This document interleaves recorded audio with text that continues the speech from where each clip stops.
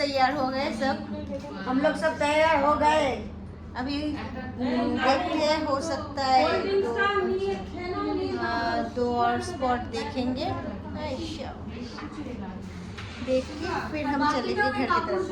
बहुत ज़्यादा बारिश आने की चेतावनी दिया है न्यूज़ में। अब देखते हैं, ट्रेन अगर कैंसिल हो गया तो बड़ी मुसीबत में पड़ जाएंगे। तो देखना ही पड़ेगा। मुसीबत में पड़ जाएंगे। ऑन स्पॉट हमको जो भी डेस्टिनेशन में पहुंचना है। बिल्कुल, जो भी होगा सामना करना है। सामना करना। तो आशा है अच्छे से घर में पहुंच जाए बस। चलिए, hello friends, welcome my new blog videos. मैं महुआ आप सबको दिल से स्वागत करती हूँ मेरे नए ब्लॉग में। तो जैसे कि हम लोग अभी निकलने वाले हैं, 2-4 स्पॉट हैं वो देख के फिर हम चलेंगे सीधा घर की तरफ। और अर्पी देखो यहाँ पे बैग में ठूस रही है। चल खड़े हैं घर की तरफ। लाएंगे एक बैग भर के कितना हो गया?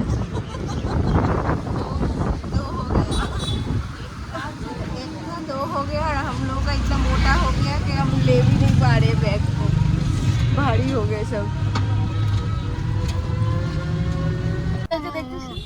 তাল গাছ এক পায়ে দাঁড়িয়ে सब गाछ ছাড়িয়ে उकी मारे आकाशे।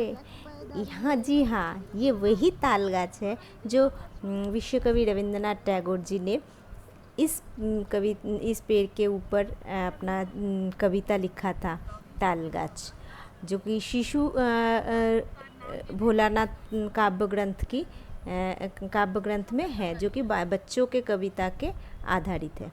और ये है प्रार्थना गृह। इसमें ये बुधवार को खुलता है और यहाँ पे जाने के लिए आपको सफ़ेद कपड़ा पहन के जाना पड़ता है। ये विश्व भारती का गेट जो कि अभी बंद है, ये अभी पर्यटक के लिए बंद रखा गया है। तो हम लोग इसके अंदर तो जाने के अभी अनुमति नहीं है, इसीलिए हम लोग रास्ते से ही देखते हुए जा रहे हैं। तो जाते जाते ही हमें सीधा दिखाई दिया वो रहा छातिम तला। विश्व कवि रविंद्रनाथ टैगोर इसी पेड़ के नीचे बैठ के अपना कविता लिखा करते थे। छातिम गाछ, जो कि बंगाली में छातिम गाछ बोलते हैं और हिंदी में जिसको बोलते हैं छतियान, और इंग्लिश में इसका नाम है वाइट चीज़वुड पेड़। संस्कृत में इसका नाम है सप्तपर्णा पेड़।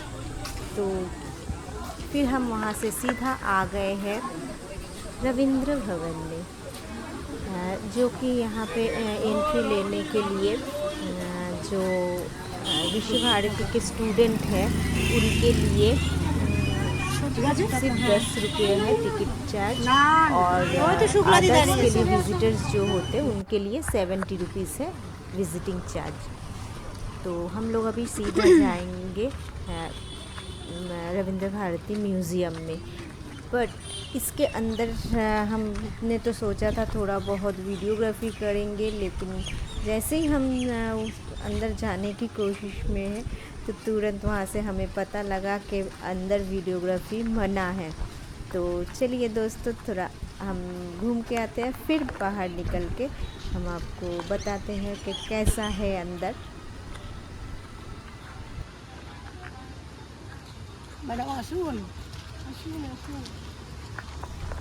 तो हम लोग वहाँ से अंदर से घूम के आ गए हैं। आप लोग इसके अंदर जाओगे तो बहुत अच्छा लगेगा सच में।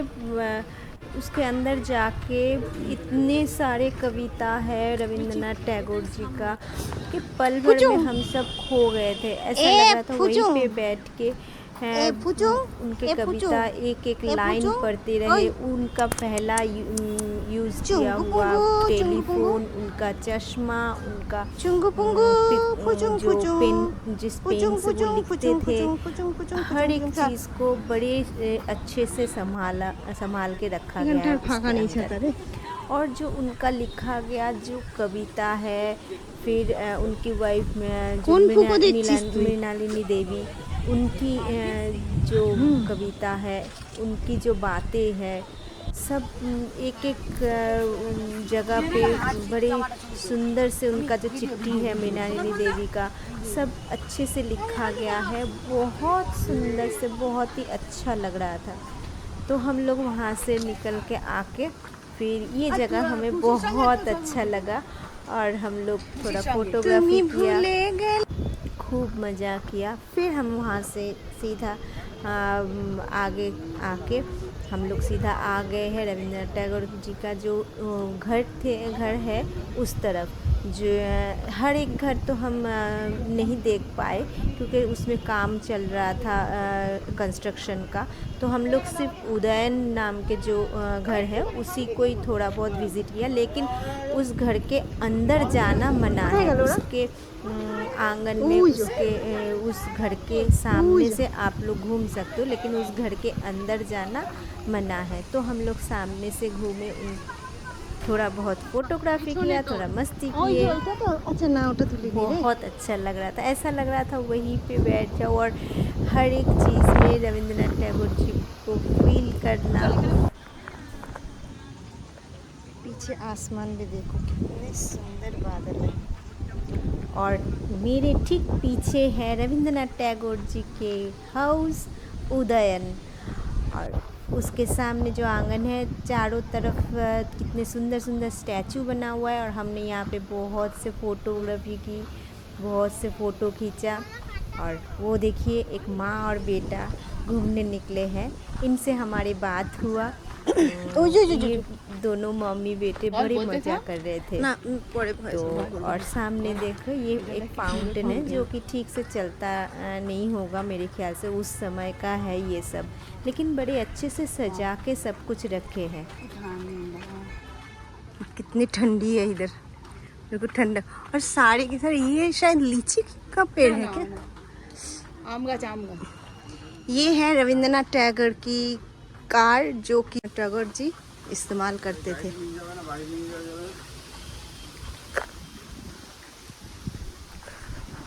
सोचिए ज़रा उस समय रविंद्रनाथ टैगोर जी का कार कितना सुंदर हुआ करता था। हाय कहना कभी अलविदा ना कहना, हंसते गाते तू ही तुम, मुस्कुराते रहना, कभी अलविदा ना कहना, कभी अलविदा ना कहना। तो फ्रेंड्स, मुझे तो गाना बिल्कुल नहीं आते है, फिर भी मैं कोशिश कर रही थी थोड़ी बहुत गुनगुनाने की और उसके बाद थोड़ा बहुत रील्स बनाने की कोशिश। तो सब लोगों ने मिलके रील्स बनाए।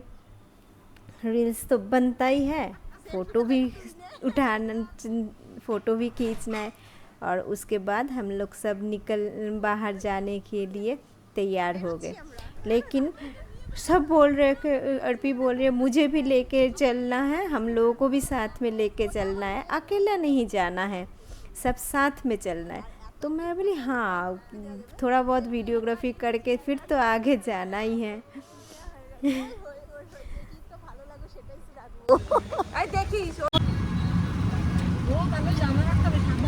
I love it.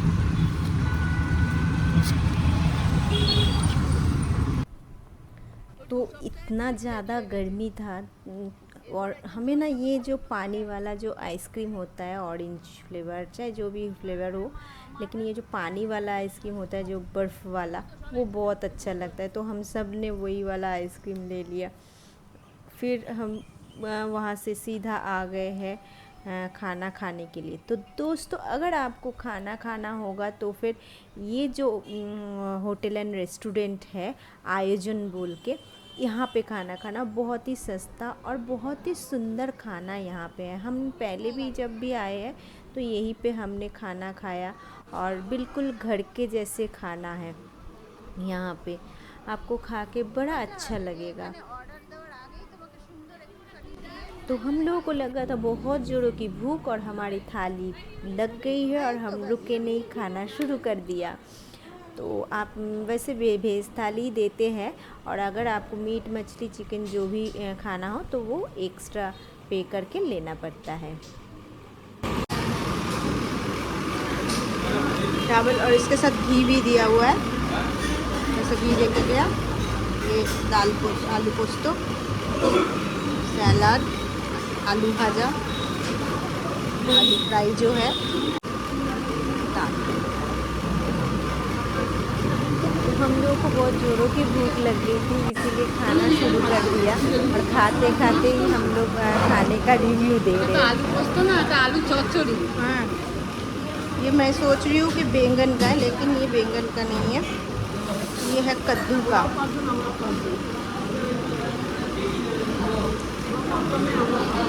बिल्कुल ये कद्दू का ही है।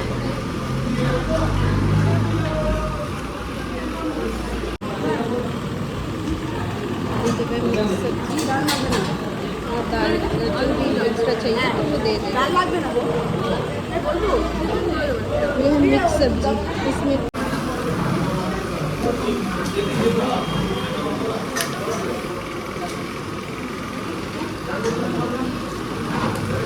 खट्टा दही। अरबी को खट्टा दही पसंद नहीं, इसीलिए चीनी मांगा तो इन लोगों ने चीनी भी दिया। और हमने थोड़ा चिकन और फिश मंगवा लिया, ये एक्स्ट्रा है, ये एक्स्ट्रा है। आप लोग इसके लिए एक्स्ट्रा चार्ज है इस थाली के। मेरे चटनी तो मैंने मिक्स चटनी ताई तो मिक्स चटनी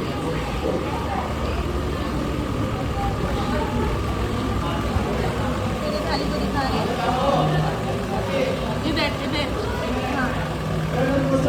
क्या हुआ है। हाँ, मना किसने किया, खा ले। चटनी दिया हुआ है बट मैंने नहीं लिया, मुझे चटनी पसंद नहीं है। तो हम लोग खाना खा के सीधा आ गए स्टेशन पे।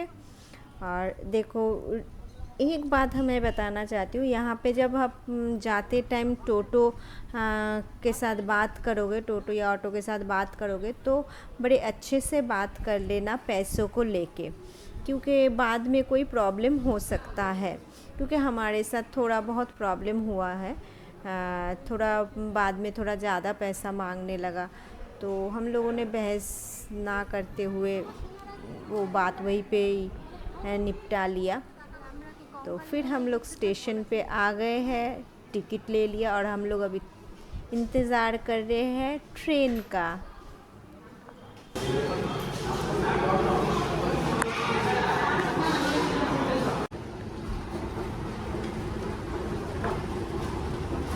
আমাকে নিয়ে গেলি না।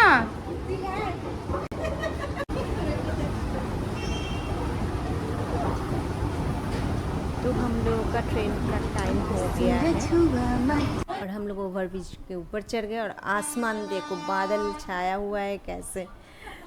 तो हम लोग जा रहे थे तो हमारे ट्रेन का अनाउंसमेंट भी होने लगा और शुक्ला दी जो है ना हमारे सामने से ऐसे हिलते दुलते जा रहे हैं और एक भैया जो है उसको क्रॉस करके किसी भी तरीके से जा नहीं पा रहे थे। तो हम लोग उसी को लेके थोड़ा मज़ाक शुरू कर दिया, मजाक करना।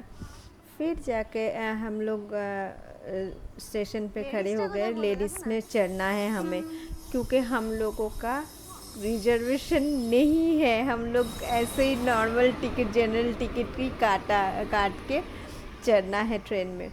और ट्रेन में चढ़ के हम लोगों को जगह मिला बंकर में।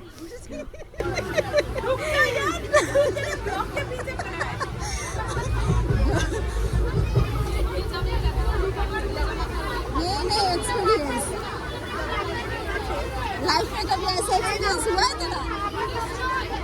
लाइफ में कभी ऐसा एक्सपीरियंस हुआ है? खैर, यहाँ पे हम सिर्फ अर्पी को छोड़ के हम जितने चारों हैं सभी एक नेशनल प्लेयर है, बट अर्पी को तो दूर दूर तक गेम के साथ कोई रिश्ता नहीं है। अर्पी का हम लोग फिर भी लड़ सकते हैं, लेकिन अर्पी का तो इतना वो नहीं है। लेकिन उसको लेके हम लोगों ने कहाँ चढ़ा के बिठा दिया देखो। लेकिन बड़ा मज़ा आया। तो अभी हम जा रहे हैं जुबली ब्रिज के ऊपर से, जो कि 1885 में ओपन हुआ था। और इसके बाद हम लोग सीधा पहुंचेंगे नोईहाटी स्टेशन में। नोईहाटी स्टेशन में हम इसीलिए उतर गए, मैं और अर्पी, क्योंकि यहाँ से हमें जाने के लिए आसानी रहता है, नहीं तो शियालदा होके फिर रिटर्न आना पड़ता है हमें बैरकपुर के लिए। तो इसीलिए हम लोगों ने क्या किया, नोईहाटी उतर के फिर हम नोईहाटी लोकल में बैठ के हम सीधा जाएंगे हमारे नियरेस्ट स्टेशन में। तो ट्रेन भी खाली है, टाइम भी हो गया, जल्दी जल्दी भाग के हम लोग पहुंच गए, ट्रेन में बैठ गए। और जैसे ही हम लोग स्टेशन में उतरे तो मेरे बेटा और अर्पी के बेटा, दोनों के बेटे आ गए हम लोग को लेने के लिए। और आसमान की हालत देखो, बिल्कुल काले बादल छा गए हैं और थोड़ा बहुत हवा भी चल रहा है। चेतावनी तो है तूफान बड़े ज़ोर से आने का। थोड़ी सी छत पे आई हूँ क्योंकि अभी हवा चल रहा है बहुत ज़ोर से, बारिश आने वाला है। बारिश तो बहुत जोरों की आएगी लग रही है। अभी थोड़ा सा बारिश हुआ था और ये देखो मेरे पैर की हालत क्या है। हवा चली थी बहुत तेज, अभी लग रहा है और भी ज़्यादा होगा, पता नहीं क्या होगा। रात को तो तूफान आने वाला है ऐसे बोला है। तो फ्रेंड, आज का ये ब्लॉग मैं यही एंड करती हूँ। आशा करती हूँ आप लोगों को पसंद आया होगा, और अगर आपको ये ब्लॉग पसंद आया है तो फिर लाइक, शेयर और कमेंट करना बिल्कुल ना भूलिएगा। और अगर आप इस चैनल में नए हो तो चैनल को सब्सक्राइब ज़रूर कर दीजिएगा। मिलते हैं नए किसी ब्लॉग में, तब तक के लिए बाय।